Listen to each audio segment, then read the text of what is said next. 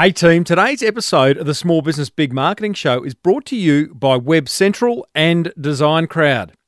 You know, for many businesses, getting that website live and keeping it updated feels like pulling teeth. Well, it doesn't have to be that way.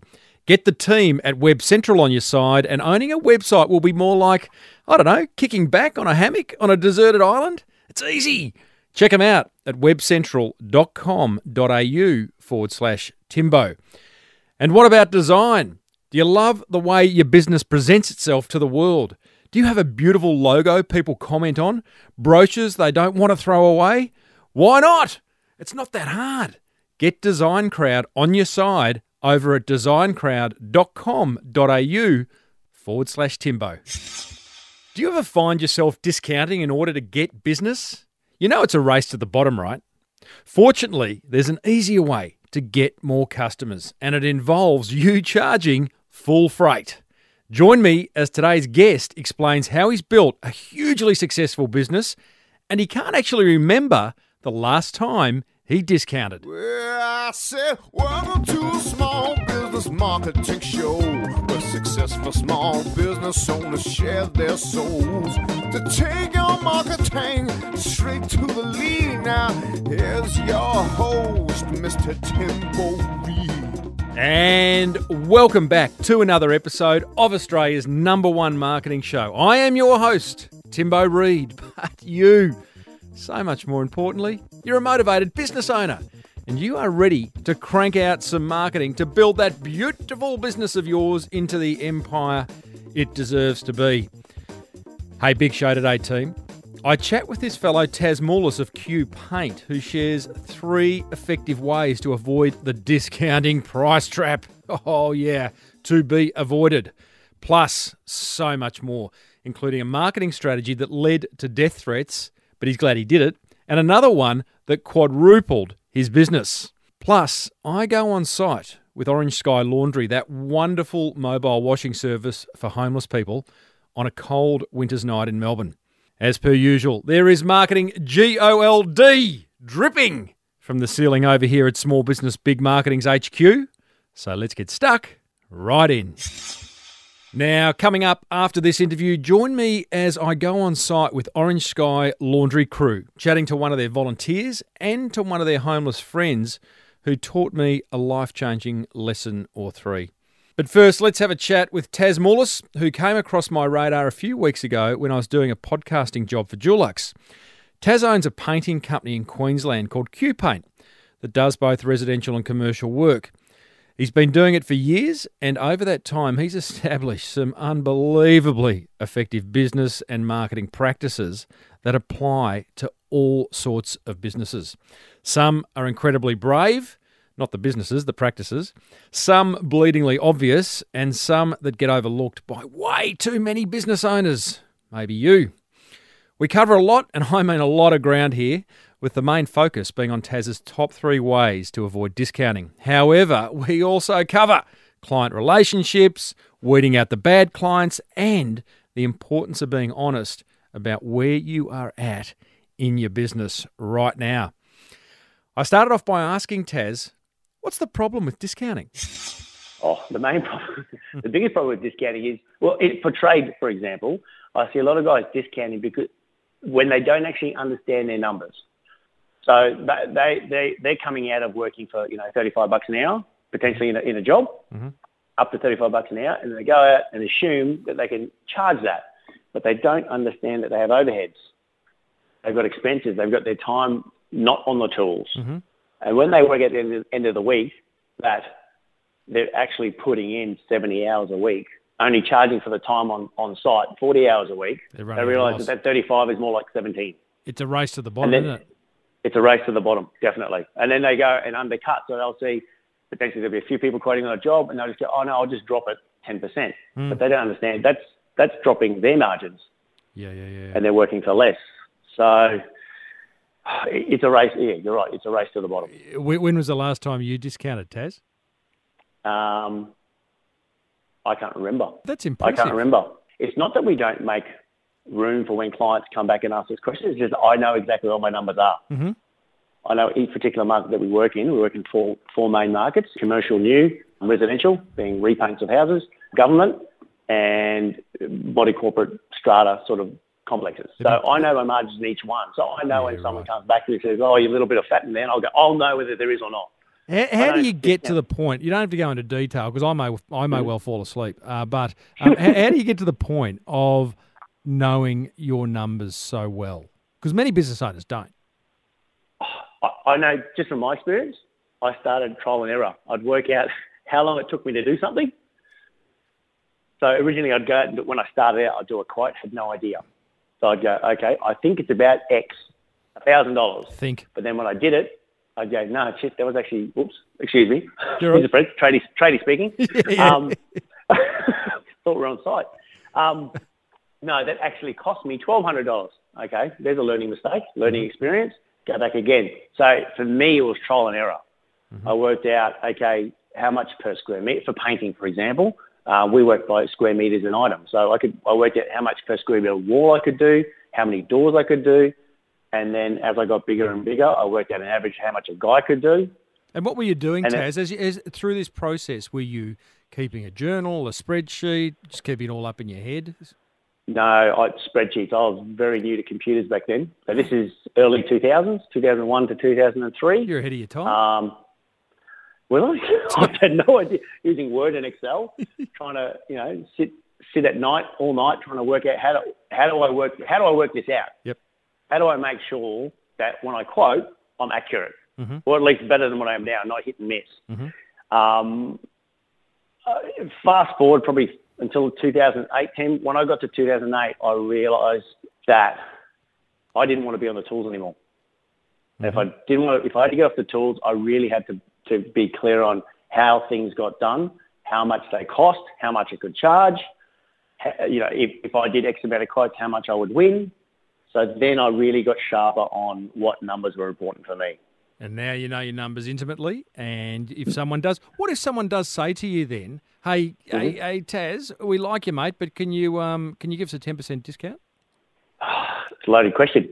If they're an existing client, have a relationship with them, we'll look at the job. I'm being honest with you. If it's a new client, we don't really do it with new clients. Why? Because I haven't established a relationship with them. Right. So if they're coming from a discounting point of view, I'm going, okay, obviously they can't see value in what we're doing. Then I need to re-engage this conversation or dialogue with them and go back to them and go, okay, because now I understand that they don't see the value in what we're doing. So if they're dropping 10%, that means they've just seen a number and gone, oh, we'll drop it 10%. So I need to re-engage in that dialogue again and go back into that conversation just to make sure. There could be two things could have happened. I may have overpriced it. That can happen. Or they don't understand what they're getting. So I know one of your big tips for everyone listening is in order to avoid discounting, you've got to build relationships. So you talked earlier this value. They're not seeing value in the relationship yet. How do you get a client to see the value? This probably sounds counterintuitive, but we don't do this intentionally. But what I found is my clients, long-term clients, something's always started at the beginning that went wrong. And we fixed it. And we made it 10 times better than what it actually was the first time around. Right. And I found the opportunity for us is, for example, I'm running a few jobs at the moment. I've got my eyes on the ball all the time. If there's an opportunity to build a relationship, if something potentially is not right, I use it as an opportunity to build a relationship with the client and expose it, correct it, and show them we've corrected it. So let me get that right. Do you actively look for things that aren't right? Do you actively look for problems, right? Do you ever? I do. Love it. And they occur, but they're always going to occur. Do you ever actually go and create a problem in order to fix it? No, I haven't done that. Come on, Taz. No one's listening, mate. No, I haven't. No. Look, I think by me looking, maybe I'm inventing it, but I don't think I've created a problem. Okay, so give us an example. You've got a new client. And you're going, I've got to get these guys to see the value in us so we don't get to the price discussion. Now take me through where you've identified a problem and fixed it. So if they haven't already seen it, sometimes they see it first. If I'll go through two scenarios. First, scenario one is they see it, they bring it up. used to happen in our business is they'd call, get an email, I'd get it. I may address it a couple of days later with another email, and that little problem becomes a bigger problem, even if it's just something along the lines of they weren't sure what day we were starting. So it may not even be a big problem, but it gets bigger. What I've learned now in that instance is to address it straight away. Get on the phone. Everyone knows I'm office now. Do not email back. Get on the phone and talk to the client straight away, because anyone can email, anyone can talk to them a week later. Get on the phone and just hear them out. I found that 90% of the time, that's 9 times the client just wants to be heard. Yeah. They just want to know that we're here, where they're coming from. Yep. Sometimes the problem isn't the problem. In their eyes, it's the problem, but for us it isn't. But it's not about us defending ourselves. It's about us letting them be heard. So, again, relationships, showing value. One strategy there is to identify problems and fix them. And old school, get on the phone, not email, not a text, not, whatever else it may be. Or even better, get out there. Face-to-face. I had an issue that came face-to-face. Is that unheard of? Well, no one does it anymore. I know. Everyone hides There's a great email. saying, when everyone else is shouting, whisper. And it's just that exactly thing. Everyone is phoning and emailing and texting, and even the amount of places you get contacted these days. There's Facebook and LinkedIn and Twitter, and it goes on and on. So you've just gone back and said, no, we're face to face. So much simpler. So much simpler. For instance, I got an email at 9:30 last night from a big job we're working on from the builder. He raised a few concerns. I was out there 7 o'clock this morning. In 15 minutes, sorted. Beautiful. What potentially could have been a big drama. Yep. If I hadn't addressed it straight away. Yeah, right. If I address it with an email, he could. The thing I don't like about an email is you don't know how the other person's going to receive it. Mm-hmm. You mean how they're going to read it? How they're going to read it? Yeah. How they're going to take that. I could, with all best intention, respond with a really well-intentioned email, but they can read it another way. Mm-hmm. Great. So I'm not a big fan of emails that are longer than 2 paragraphs. If I can't say it in a paragraph, get on the phone, because there's too many things to take. Yeah, there's too many situations that can go pear-shaped. Taz, before we leave the whole relationship strategy thing, anything else? I noticed on your website you actually got a very good little, very short and effective video that takes new clients through a 5-step process.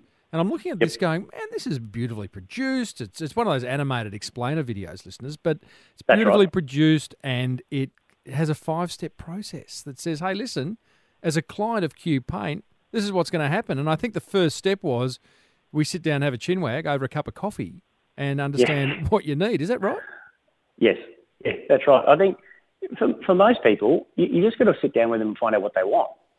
Typically, what I realised was someone gets on the internet or gets on the phone or sees a sign and calls up and says, hey, I'd like a quote. And now if even the contractor or the painter or the tradie and the client have positioned this whole relationship around a quote. It's not around a quote. It's about building a relationship with someone you want to work with. Yeah. And then if what would happen typically is the tradie would rock up on a certain day, hopefully on time, measure up, give them the quote there or go away, send them the quote, and then that would be the end of the relationship. Yeah. Whereas when the person actually wanted to get something done, they didn't want a quote. They actually want to get something fixed. They either want it painted, they want some plumbing done, they want electrical work done, they want a pool, they want to build a deck. That's what they called for. They didn't call for the quote. The quote's just part of the process. Part of the process, yeah, interesting. Just part of the process. And so many guys I see, they get stuck on the quote, do the quote, and then do not contact the client ever again. And I go, wow, you invested so much time and money in that. No follow-up. No follow-up. It's scary.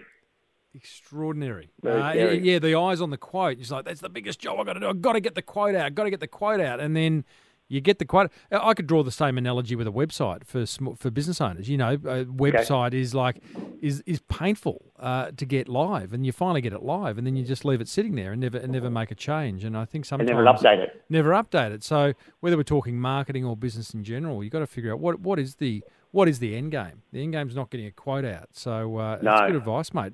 Tell me. I realised that 2 years ago, because we were doing so many quotes, and I mapped out our process and go, hang on, slow down, everyone. The most critical part of this process is that meeting, relationship, and the follow-up. Yep. The quote's just part of it. And for us, as I hear you say that too, the critical part is the follow-up and the meeting, and it should be the fun part. It is the fun part. We rush through it. Yeah. we rushed through it. And I sat down and looked at it and go, okay, why is it that there's too much pressure on follow-up when really when the client has asked us, engaged us to go past, spend an hour with them, measure up, have a discussion about what they want, you're qualified to call them back. We've already done the hard yards. The follow-up should be just getting back to them and say, first of all, did you get it? Do you have any questions? And so they didn't receive it. Potentially they've got some questions and they don't understand it. Do you know, a colleague of mine, Taz, he's in professional services. I won't say which one, but what he does is he does email the quote, but then he follows it up a day later with a second email he does a screen capture video. So he has a bit of software like ScreenFlow or Camtasia that records what's happening on your screen and records what you're saying, and it turns it into a video. So what he does then is that 24 hours after sending the quote the first time, he follows it up with a video saying, hey, listen, just in case you didn't get that quote or haven't opened it, let me take you through it. And he steps by step on this video walks through each line of the quote. And then his third step is to follow them up by a phone call. So I think sometimes we're scared to follow up. It's like maybe we don't want to hear them say no. I don't know what it is. Maybe that's one thing that it is. You know? Oh yeah, I do understand. I mean, I'm happy to hear no. No or yes. I just want to know where we stand. Yeah. Is a no to you? Depends on the no. When's a no not a no? When's a no not a no? When they're not saying no, when they're still thinking about it, but they want to put it off to another time. Yeah, right. Taz, you've got a couple. For us, I know our major objections are talk to the partner and money. That's the same too for us.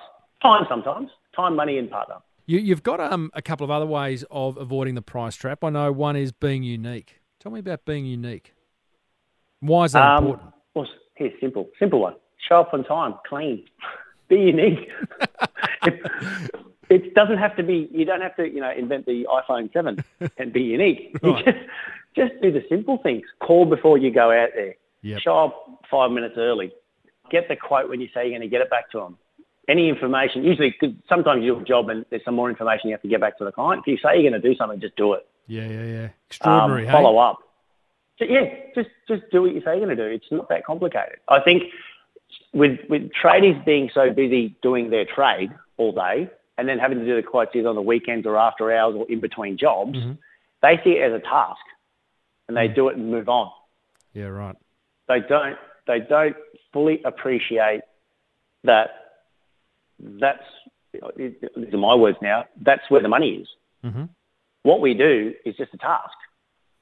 And when I worked, I had this big learning experience. I had a big aha moment 10 years ago when I figured out when I was quoting 1 day a week and I was painting 4 days a week, that if I was winning back then, I'd potentially win like $5,000 worth of work a week on 1 day. I said, well, I can't make $5,000 worth a week in wages the other 4 days.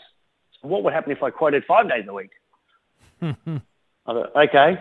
Then me on the tools at $25 an hour is actually costing me hundreds and hundreds of dollars a day. A day. Yeah. A day, minimum. And when I had that, I don't know what it was, just snap in my head going, okay, me painting is costing me money. How interesting is that? Because I'm guessing you must have enjoyed painting though. And to get off the tools, I mean, you started QPaint, putting words into your mouth here, but in order to paint homes and offices. You enjoyed doing that. You didn't start it to be the bloke going around town doing quotes, which is what you do. No, I didn't know that. Yeah, so what do you say to business owners listening who are going, but I love doing what I do. I don't want to be the person doing the quotes, following up, doing the admin. Then I'd say to them, that's fine. Work out what you don't like doing and find someone that's better than you and do it. I worked out early on, and I'll be honest now, I'm what do you mean now? Average. No, I'm an above average painter, but what I realised, I was really good at organising people to get stuff done. I don't know if I was just a little bit lazy, but I know I can remember in my early 20s, I was really good at getting 3 or 4 or 5 guys to get a job done on time, really well, That's what I was good at. That's what you're good at. I was good at organising people. Okay, I could see the problem. I knew to solve the problem. I knew to put the people in the right spot to get the job done. If I was to paint it myself, it would take longer and probably not be as good. Can you quantify the change it made for you going from charging yourself out at $25 an hour as a painter to spending day in, day out doing quotes? Quantify the or was it tens of thousands? Yeah. Can you put a dollar value on it or a percentage on it? I can say between 2006 and 2010, my business quadrupled. Yeah, right. It quadrupled. And there was other things as well. I had to put some systems in, and there was other processes as well. But me getting off the tools and getting out of my own way, the business grew. Fascinating. Going back to that idea of being unique, Taz, because I know you've got one other tip, or you've probably got another 5 tips on discounting. Happy for you to share them, but it's almost it's a damning claim, isn't it, on a lot of businesses that are not being unique, because all of a sudden it opens it up for other businesses to do the simple things like showing up on time, like just doing things that are almost tickets to the game. Yeah. A lot of businesses aren't doing. And being unique is not that hard. As you say, you don't have to invent the iPhone 7. No. We had Josh Nichols from Platinum Electricians on this show about 3 years ago, and his way of being unique was a 21-step customer experience charter that every single one of his Sparkies had to implement on every job.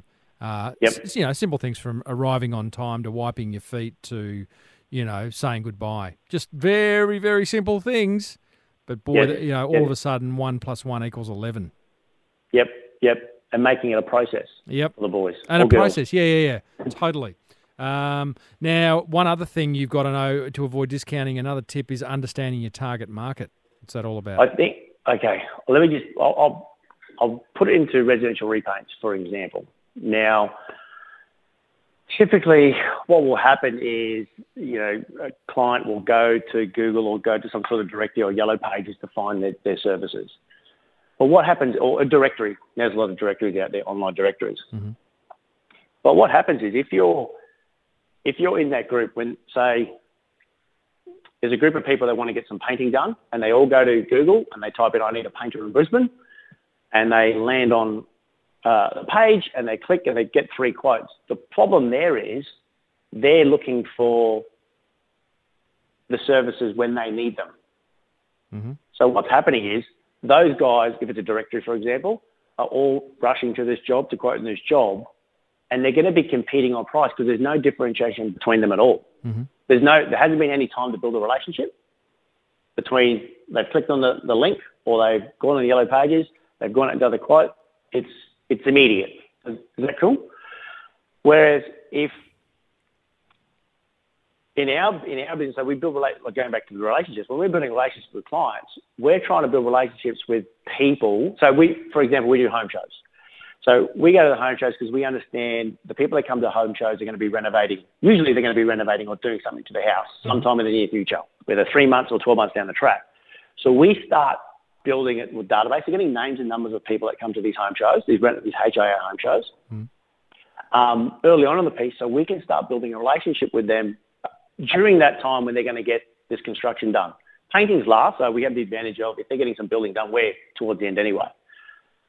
So I'm targeting that residential market before they need me. Yeah, right. So, but how do you get to know them? How are you getting to understand them? Because we can understand them demographically. What are you getting? An email address. You might be getting where they live. But how do you understand them at a more intimate, emotional level? We don't really get to know them at an emotional level straight away. We have a newsletter that goes out, so we're building a relationship with them from a authority point of view. So we're positioning ourselves, letting them know that this is what we do well. This is how we do it. Here's some examples. Here's some other people that think that we do a good job. And that's how we're positioning ourselves from an emotional point of view. I think we're just trying to get into their psyche that we've been around for a while. Yeah, right. Yeah. Because I think if we're just touching them at least once a month, even if they don't open their email we'll be in their peripheral for a while. Mm-hmm. I mean, for example, we do jobs now that people have been in our database for 2 years that we've never been to their house, but they've just seen that newsletter come up every month. Yeah, right. And I've seen that they've opened up the one newsletter when they need a paint job. They have not opened 23, they opened one. Mm.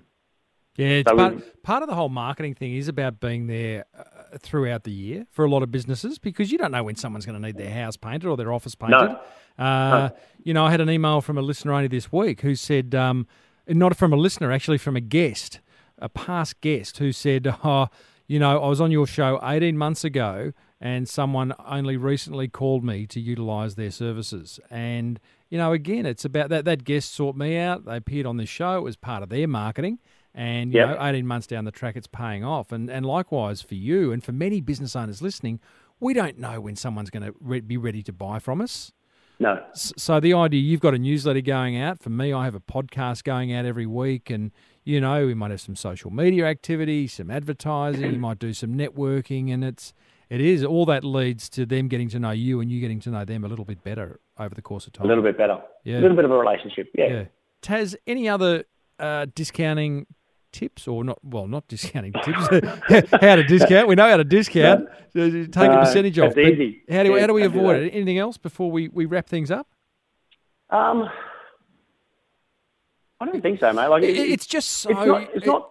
I was just going to say it's so easy to discount as a business owner. You know, you might have a client on the phone and they're saying, "Can you take 10% off? Can you take 20% off?" And the conversation in your head's going, "Oh, geez, if I do, I'll probably get the job, and I need the job, and I'd love the work." And so, you just go, yeah, sure. But that can, you know, that's short-term gain, long-term pain. It's.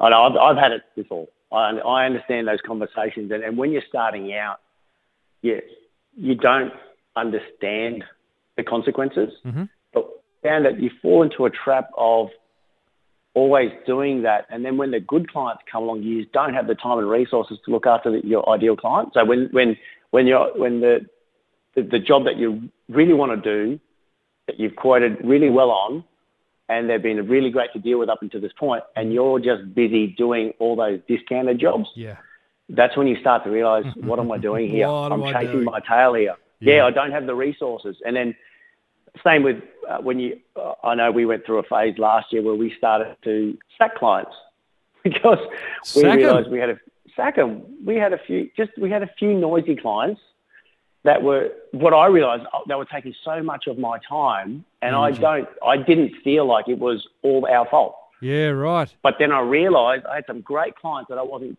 giving them enough time of day, and I thought, wow, the clients that are really good, that we work really well with, that have great experiences with us, we have great experiences with them, I'm dropping the ball there, and I've got this noisy 20% over here that are, you know, tight margins, always a problem, and we just can't seem to work together. I think it's being able to step out of the business and look at it, try and look at it objectively and go, wow, I just need to do more of those people. So it shouldn't be this hard.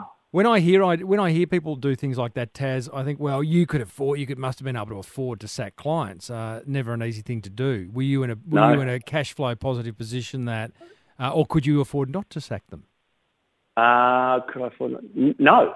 It was a big chunk of our business. Wow. A big chunk of our business. You have to. At some point, you have to go, okay, I can keep doing what I'm doing and keep getting what I got. Yep. Or I've got to change. Good on you, mate. I'm not saying you dump them in one go. I've done them slowly. I didn't dump everyone in the same day. But you just graduate. But then what happens is you start getting better at identifying who you want to work with. Yeah, nice. So 3 Christmases ago, we worked out our 4 markets, and we wrote down who they would look like, what they would be like, how would we work with them, and then we just fit them into those boxes and said, okay, does this potential client fit into this box? Yes or no? If it's a borderline, we'd go, well, we'll give them a go, and then we started classifying them A, B, and C. Can we role play a client sacking, Taz? I'm the noisy client. Phone goes. It never ends well. I don't know why. I can't understand why. I can. I do it maybe because it might come across with it comes across being a bit of a smart ass, but I honestly tell them this is not working. I wish them all the best. There's plenty of other guys out there that can help them. We just don't feel like it's a good match. Mm-hmm. And every time so far, I get really nasty emails back saying, I can't do this. Do they know who they are? I'm going to go down. Wow. My business is going to go, like it's real threatening. And I look at it and go, wow, I'm glad I did that. That's the nature of the trades business, is it? You're talking to other trades, sacking other kind of. I mean, who are these people? No, these are potentially customers. They could be. I'm not picking on builders. Yeah, it could be a builder. Right. It could be a residential home owner that's doing a refurb. Yeah, I've done that many times. We're just about to start, and I just knew up until that point it's been so hard to work with the client. We hadn't even started the job. Yep. And I would refund the deposit, give them everything that we've done, and say, sorry, we're just not going to work out. And it would go nuts. Absolutely nuts. Mate. Well, that must be a very freeing feeling for you to then go, you know what, I don't have the burden of these people, and you can focus on those clients that are good people, good payers, potentially more, lots more work, referrals. Happy to deal with.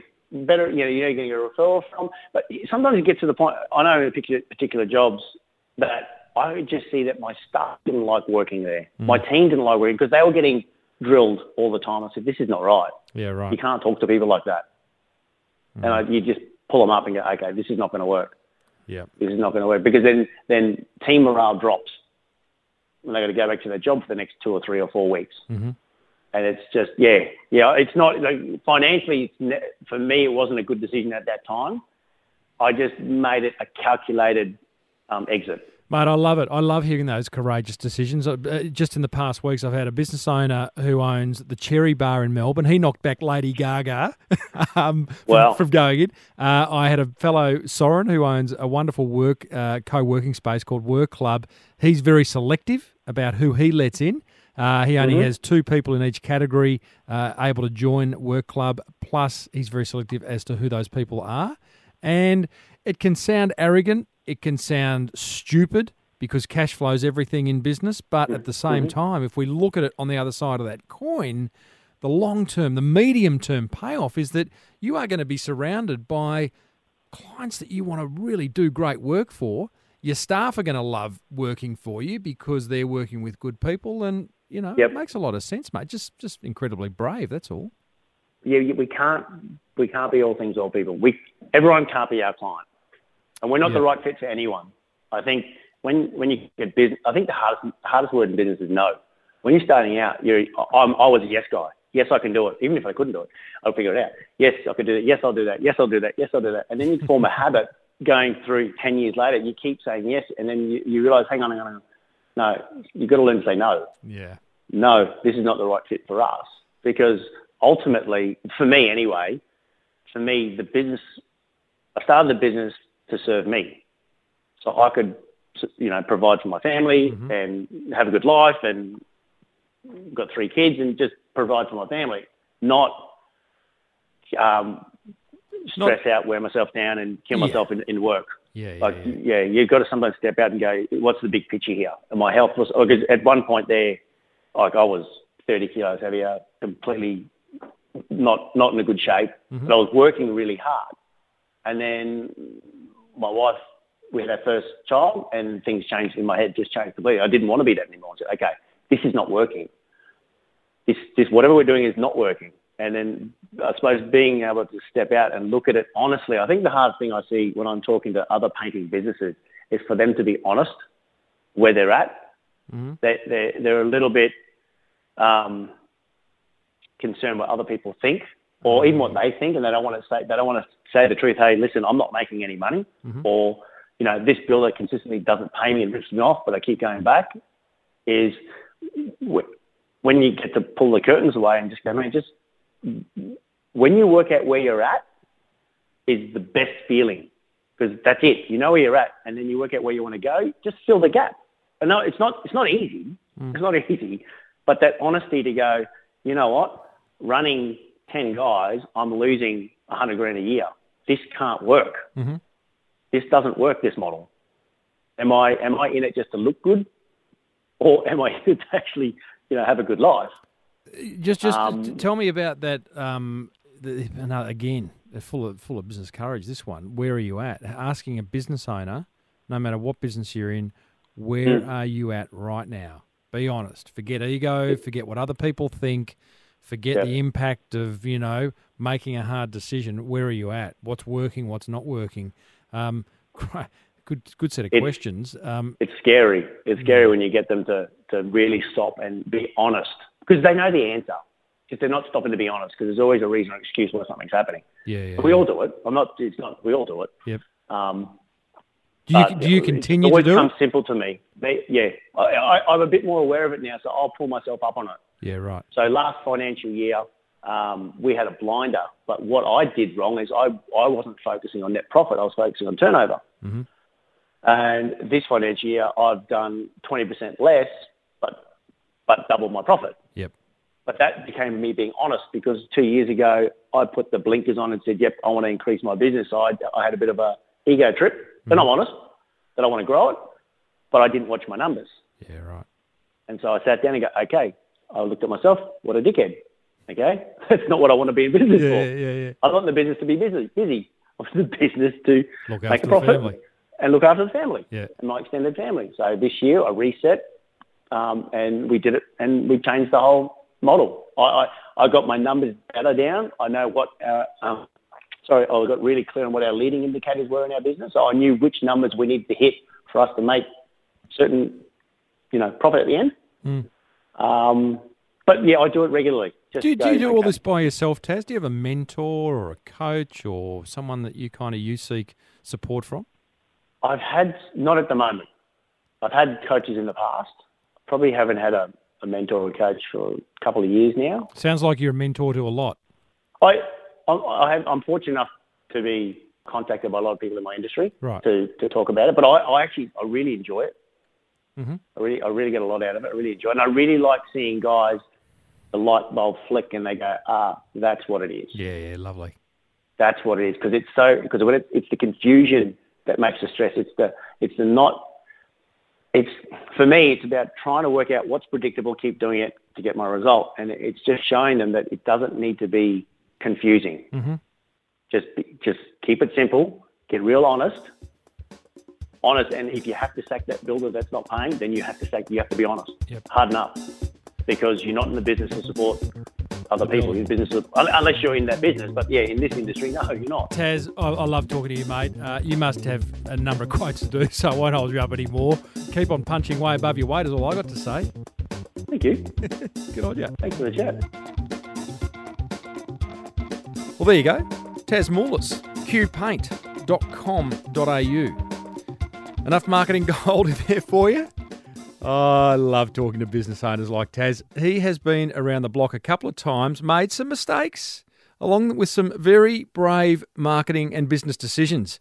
And now he's got a business he loves. Now, shortly we're going to go on site with the Orange Sky Laundry guys and having a very personal chat with one of their volunteers and homeless friends. But before we do that, here's 3 things that grabbed my attention from my chat with Taz. Attention grabber number 1. Acknowledge that discounting really is a race to the bottom, right? In particular, avoid discounting with new clients. This sets a precedent that is pretty hard to break once you've set it. Instead, work hard at ensuring they see massive value in you and what you offer. I talk about this a lot in The Boomerang Effect, in my book, The Boomerang Effect. Attention grabber number 2, actively look for a problem and fix it. I like this idea. It's so beautifully counterintuitive, but it works. Look at this idea as if you're a customer, right?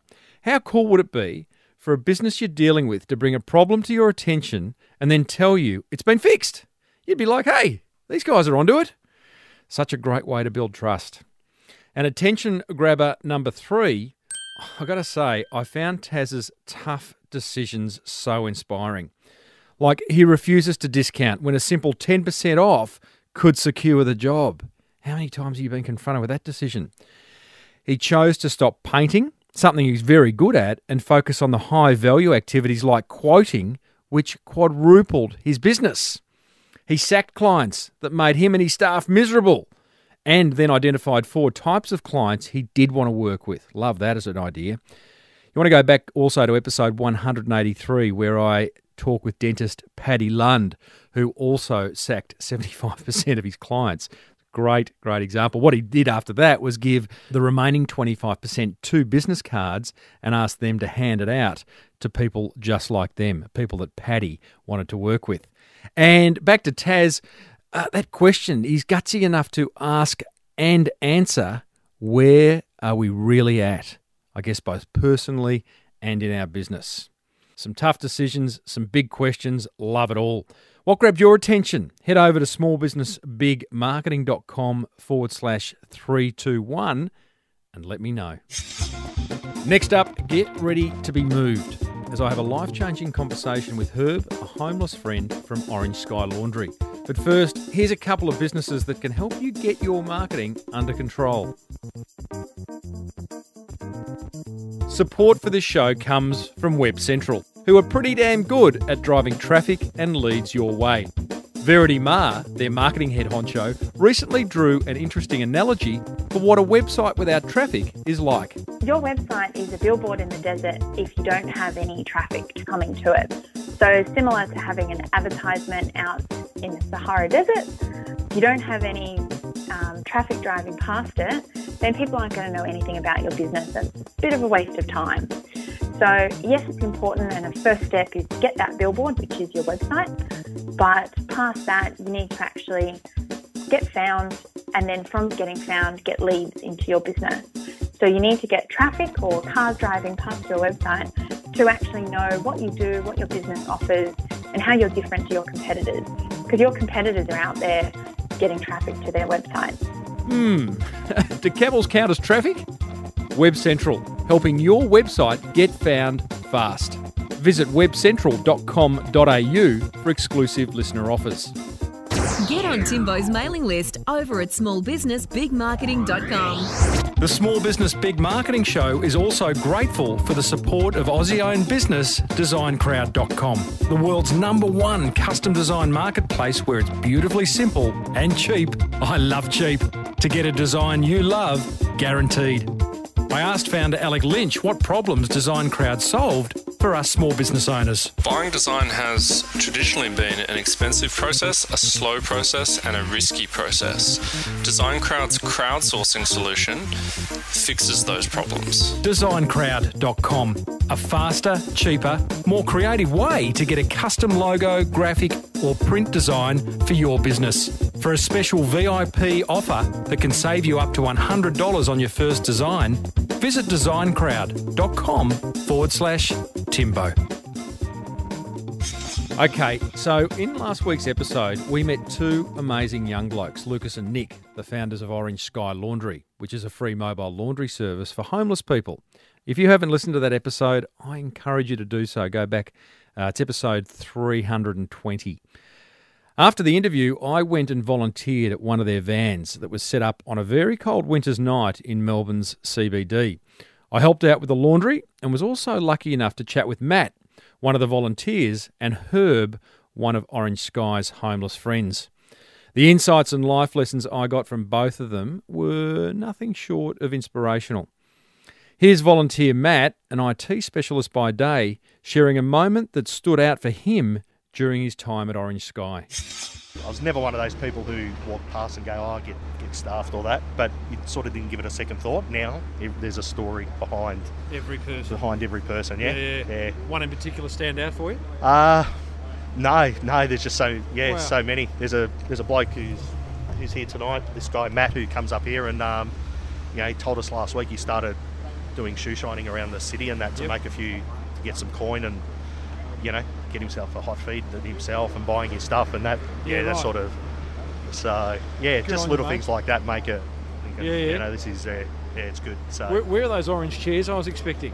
They're in the van, and the reason they're in the van is we play here. I've got to be careful what I say here. You might need to get the boys to check this out before it goes. But we've got a permit, but the council play a bit of. Oh, here we go. Here, go here, no drive around for 15 minutes. Then we've got. I won't say their name, but there's a retailer to your right who occasionally calls the police because we're bringing down the standards. And can I mention them? That's the big question. I'll leave that up to the boys. And they can decide, but there's only one retailer we're in front of, so it's okay. It's a bit bit disappointing, but it's funny because the guy on the door there, every time I pull up, he waves. But so I think it's more people, his manager's telling him. Yeah, gotcha. So he's always got me, gives you a thumb as if to say, "Shit, man, I'm sorry." As the police officers said when they come on over, they go, "You guys bringing down the neighbourhood, having a good laugh," and they're just like, good on you. Come on. Hey, for you though, just getting back to you, what's it done for your mindset or well-being, getting involved?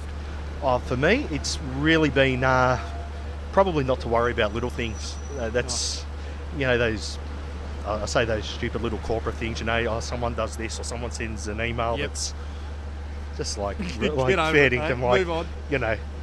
Oh geez, left the sugar thing, half thing, and goes around the office, the sort of thing. You're like, now you're just like, love it. That's it. Who cares? Right. Really, that's what it's. Just puts things in perspective. How lucky, at the end of this, you go home. Go drive home. You got the girls. Go home too. Yeah, your girls. Yeah, got two girls. My wife Trace is actually here tonight. Oh, hello, Trace. How are you? So, wondering why you're standing there at the back. I thought you were spying on us.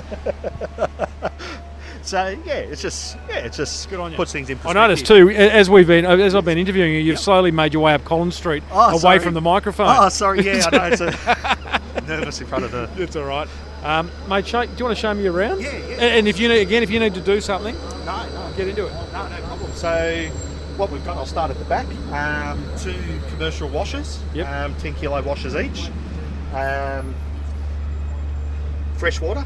Yep. Grey water, so everything is always fresh water, so we never use recycled water. We get about six loads out of the tank. Mate, they are serious washing machines. Yeah, I think I could fit inside one. Yeah, I'm not a small bloke, and neither are you. No, hey? You get a doona in there, no problem. You get a bed in there. Yeah. What are we talking like? I think the boy said 27-minute cycles for the washing. That's right. 27 minutes. Goes through. Weighs it, does all these fancy things, so it only uses the water it needs to. So, how long's a dry take? About, depending on the load, half an hour to 40 odd minutes. So sometimes if you get a big load, it slows the. Every time I put something in the dryer, it shrinks. Every time. Yeah. I haven't had any complaints. No complaints yet? No complaints yet about shrinking. What else we got? Soap, sanitary products. Got some sanitary products. So these are all donated. So. Find donations, people drop by. So people can drop by here and drop in some toothbrushes, toothpaste, soap, sanitary products, money. There is money in there. There's a bit of coin in there, 35 cents. I didn't even notice that. We'll increase that as the time goes by. I might do a bit of spruiking. So we've got a few little. So when we drive to stop the drums moving around. Oh yeah. A few wedges or whatever you call it. A couple of clamps. Righto.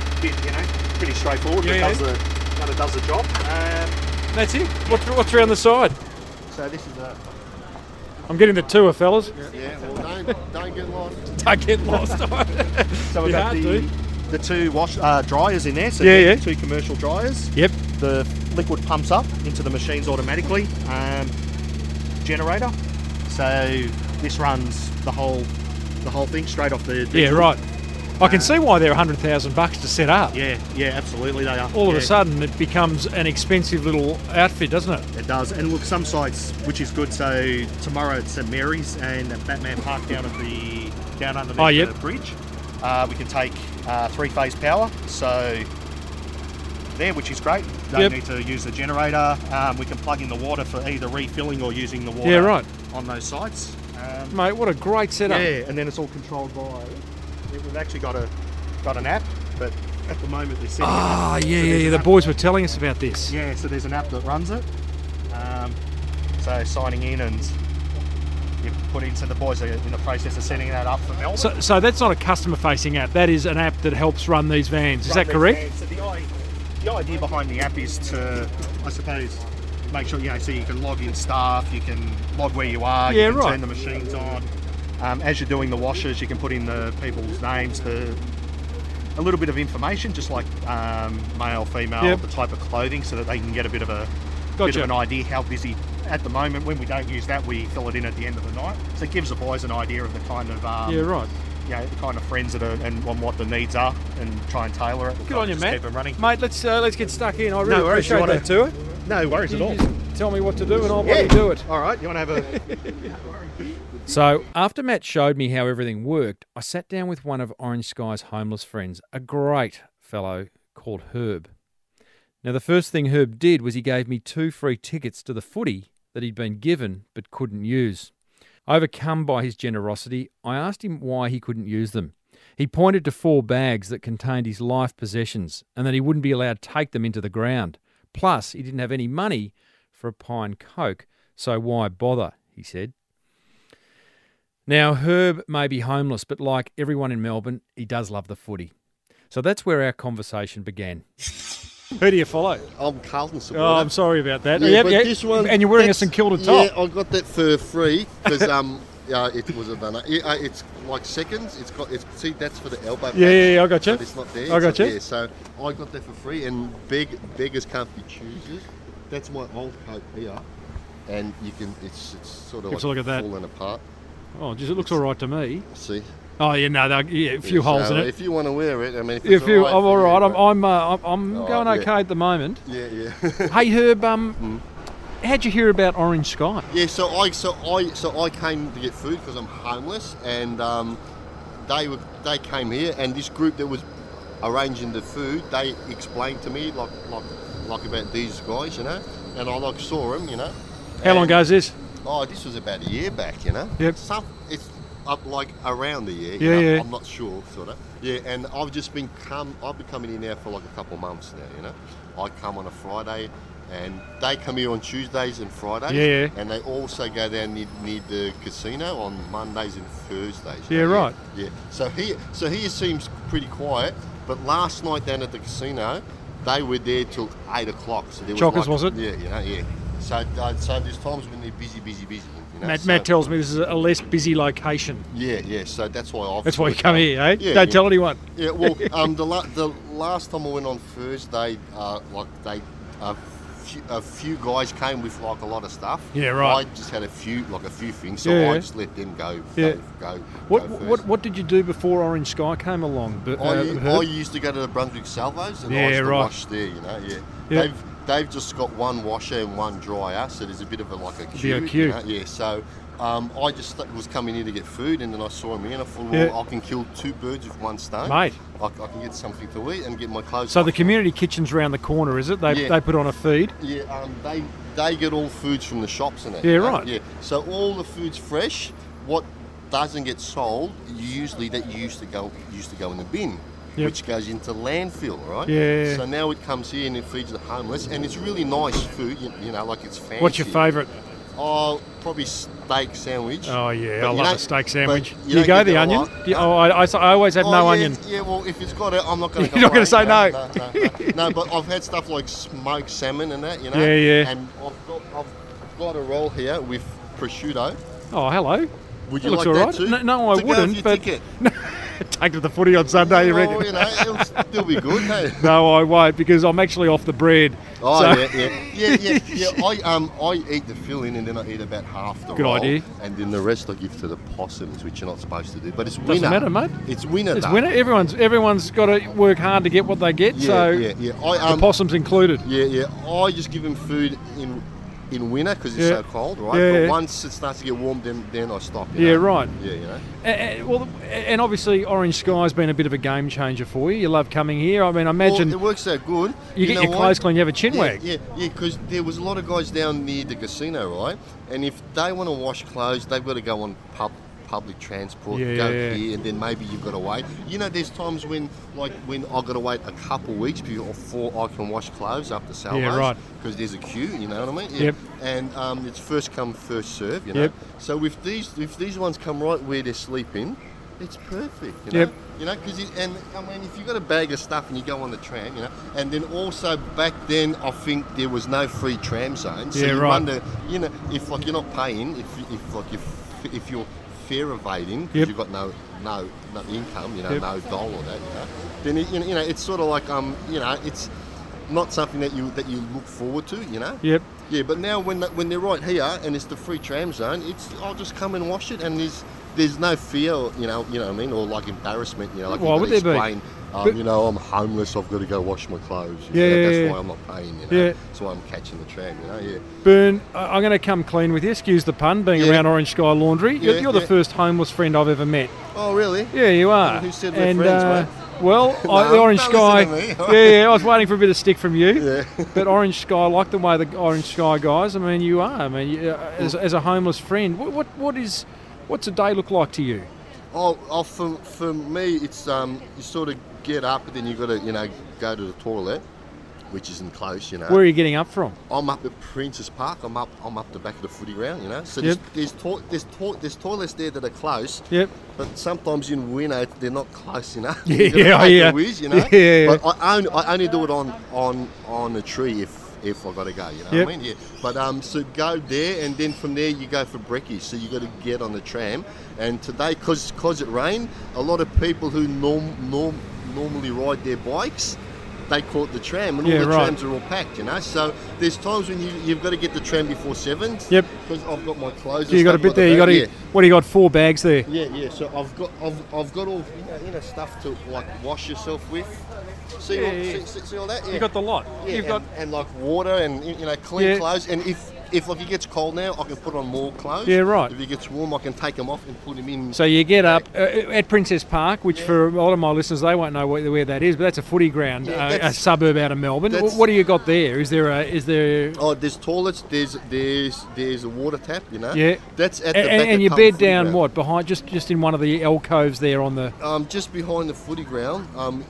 We're sort of like allowed to sleep there, but you can't live there, So I sort of go there. So you take off into the street, into the city of a morning. Yeah, go for breakfast, and then because breakfast, like you've got to get there, and then you've got to get a seat, So it takes a bit of time. Where's that? Is that at one of the? I've been going to the Salvos in Burke Street. Yep. Yeah. So it's sort of go for a coffee and that, get some food, and then like a couple hours later you can go back for lunch, Yeah, so right. I might leave there, go charge my phone or something, which means I've got to find a power point. Yep. Because I'm homeless, I've got no power. Yep. So I'll go like someplace, where I know there's a power point, charge the phone up, then I might come back, And there's times when if you want to get out of the city, the trams get packed. Yeah, they do. When it's lunchtime, so then you can't get out until after lunch, like about 2 o'clock, So you sort of spend your whole day just getting food, like staying clean a bit, if you want to go for a shave or something. Yep. You can do all that stuff at the Salvos too. Yeah, right. But I've got my own places where I go. Like I just go up the park. There's some new toilets there with a full-length mirror. Yeah, right. I just go there. It's quiet. I'm not in no one's way, and I can have a shave and do what I need to do, if I want to change clothes and stuff. Because the ones there are real big, so I can put all my bags in there. What were you doing? What was your last job, Herb? My last, I was working as a motor mechanic. Yeah, right. Yeah. Still love the cars? Yeah, oh yeah. Do you? I'm like a bit of a car freak. What's your favourite? Oh, I reckon you would be. I reckon you're a Ford bloke. Yeah, I actually worked at a Ford dealer. Got it. Yeah. I knew it. I don't know why. What do you say to, just to finish up, what do you say to, I don't really know what my question is here, but it's about like homeless people respected by others. Look, I've been homeless for nearly 3 years now, right? Everyone's been nice to me. The inspectors on the trams, the drivers, the police, they've all been nice to me. Yep. And we live good here. The government takes care of us. The government does have bills to pay. Yep. They're trying to do their best, and it's not that bad. But I'm well fed, and I get to wash my clothes and all that stuff, Yep. And eventually I'll get a place to stay, So it's just a matter of time, Right, you got your name down somewhere, and at some point they give you a community house in Collingwood, or hopefully it's not Collingwood, more Carlton for you, giving you Barrack for the Blues. Yeah. So I'm waiting, but there's places around. There's rooms we get a share house. Yeah, right. So there's places around. But where I'm staying, all the people there are real nice. Good. I've been sleeping around that park now for like a few years. Yeah. They're all real nice and that. Yeah. Yeah. So I'm clean and tidy. I don't make any messes and that. And so I've had no dramas or that. What a beautiful human being is Herb. I could have kept chatting to Herb for hours and hours. Here's what he taught me. Number 1, there's always someone worse off than you. Number 2, be grateful for what you have. And number 3, you don't need a lot to be happy. I had a much longer chat with Herb and another one of Orange Sky's homeless friends, plus I shared the more intimate moments of my time on site in an hour-long episode, which I'm just going to post over at smallbusinessbigmarketing.com/321. So you're not going to find it in iTunes, just over on the website. I encourage you to take a listen, and hopefully it motivates you to help them out, which you can do over at orangeskylaundry.com.au. Well, that almost wraps up another episode of the Small Business Big Marketing Show. If you loved it, then go ahead and pay it forward by letting another business owner know about the show. One I could do with a little bit of marketing love, because there is plenty more where this came from. Recently, I chatted with Kelly Baker-Jamieson of Edible Blooms, a business that sends bouquets made from chocolates and fruits to people you love, or at least want to thank. And it's a business that's also getting a lot of media coverage. I asked Kelly, how does she do it? I certainly, in the early days when I was building the business on a shoestring, the media was definitely my friend, because we bet well above our weight in the media coverage that we had. You know, within the first few years of business, I was on the cover of quite a few magazines and things like that, which was amazing, and certainly helped build our brand with our target audience. So I guess the way I've done that is always being available to the media. So when you have someone from the media that wants to contact you, you've got to make yourself available. Good on you. When they want to speak to you. So that if that means cancelling a meeting or speaking while you're doing another task, you do it. And I interviewed Michelle Bridges while she was washing the dishes. Yeah. Well, there's a good example of the media darling, actually. You'll find my full interview with Kelly, plus hundreds more, including that Michelle Bridges episode, over at smallbusinessbigmarketing.com. Or you can subscribe free on iTunes. Be sure to check out designcrowd.com.au/Timbo if you need any marketing materials designed for that beautiful business of yours. There's an exclusive listener offer waiting for you over at that link. And webcentral.com.au/Timbo, who can build you a custom website and manage it for you as well. That way you can concentrate on the high value stuff that Taz talked about. Until next week, I am Timbo Reid, always have been, always will be. Thanks for listening to the Small Business Big Marketing Show. May your marketing be the best marketing. Bye for now.